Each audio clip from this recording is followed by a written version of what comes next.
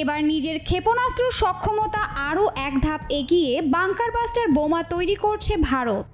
ভারতীয় সংবাদ মাধ্যম হিন্দুস্তান টাইমসের এক প্রতিবেদনে বলা হয়, নতুন সংস্করণের অগ্নি 5 ক্ষেপণাস্ত্রে যুক্ত হচ্ছে ৭,৫০০ কেজি ওজনের বাংকার বাস্টার ওয়ারহেড, যা ভূগর্ভস্থ ঘাঁটি ও পারমাণবিক স্থাপনাগুলোতে সহজেই হামলা করতে পারে।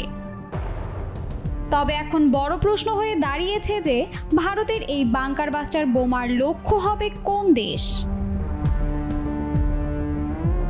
আন্তর্জাতিক প্রতিরক্ষা বিশ্লেষকরা মনে করছেন, এই উন্নয়ন শুধু প্রতিরক্ষার নয়, বরং ভারতের আক্রমণাত্মক সক্ষমতার এক নতুন বার্তা।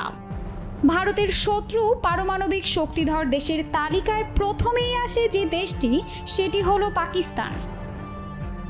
বান্ডেল থাকলে প্রতি সেনমানিতে টাকা বাঁচবে।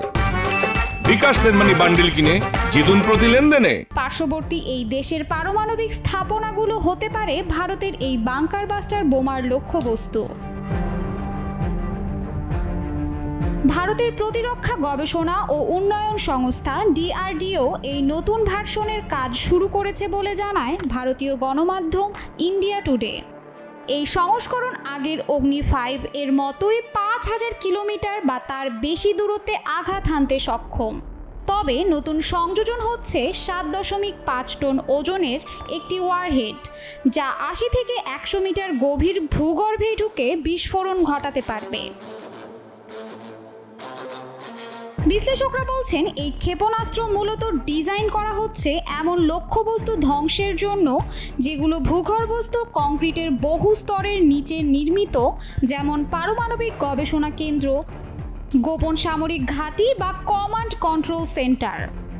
এটি সরাসরি শত্রু দেশের গভীরে থাকা উচ্চ সুরক্ষিত পরিকাঠামো ধ্বংস করতে পারবে।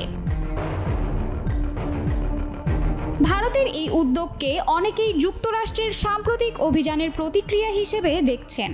মাত্র কয়েক সপ্তাহ আগেই যুক্তরাষ্ট্র আকস্মিকভাবে ইরানের 3টি গুরুত্বপূর্ণ পারমাণবিক স্থাপনায় বাংকার বাস্টার হামলা চালায়।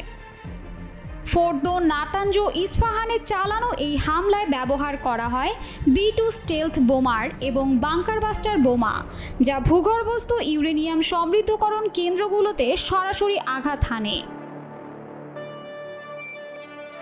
এমন হামলার পরই ভারতের এই উন্নয়ন পরিকল্পনা সবার সামনে এলো। প্রতিরক্ষা বিশেষজ্ঞদের মতে, ভারতের এই পদক্ষেপ সরাসরি বার্তা দিচ্ছে যে ভারত ও যুক্তরাষ্ট্রের মতোই গভীর লক্ষ্যবস্তুতে আঘাত হানার সক্ষমতা অর্জন করতে চায়। বর্তমানে ভারতের অগ্নি 5 ক্ষেপণাস্ত্র শুধুমাত্র প্রচলিত ওয়ারহেড বহন করে, কিন্তু বাংকার বাস্টার সংস্করণ যুক্ত হলে এটি আন্তঃমহাদেশীয় পরিসরের পাশাপাশি কৌশলগতভাবে সুরক্ষিত ভূগর্ভস্থ শত্রু স্থাপনাগুলোকে ধ্বংস করার এক অসাধারণ অস্ত্র হয়ে উঠবে। ভারতের এই পদক্ষেপ পারমাণবিক অস্ত্র প্রতিযোগিতার এক নতুন অধ্যায় উন্মোচন করতে পারে, বিশেষ করে চীন ও পাকিস্তান, যারা বহু ভূগর্ভস্থ ঘাঁটি তৈরি করে এসেছে, তাদের জন্য এটি একটি সতর্ক বার্তা। ফলে এই অস্ত্র পরীক্ষার পর আন্তর্জাতিক মহলে উদ্বেগ বাড়ার সম্ভাবনা রয়েছে। বিশ্লেষকরা বলছেন, ভূরাজনৈতিক টানাপোড়েনের এই সময়ে এমন ক্ষমতা অর্জন শুধু প্রতিরক্ষা নয়, বরং আঞ্চলিক আধিপত্যের দিক থেকেও ভারতের অবস্থানকে আরও জোরালো করবে। প্রশ্ন এখন, এই অস্ত্রের পরীক্ষামূলক উৎক্ষেপণ কবে হবে এবং তা কোন বার্তা দেবে প্রতিবেশী দেশগুলোকে?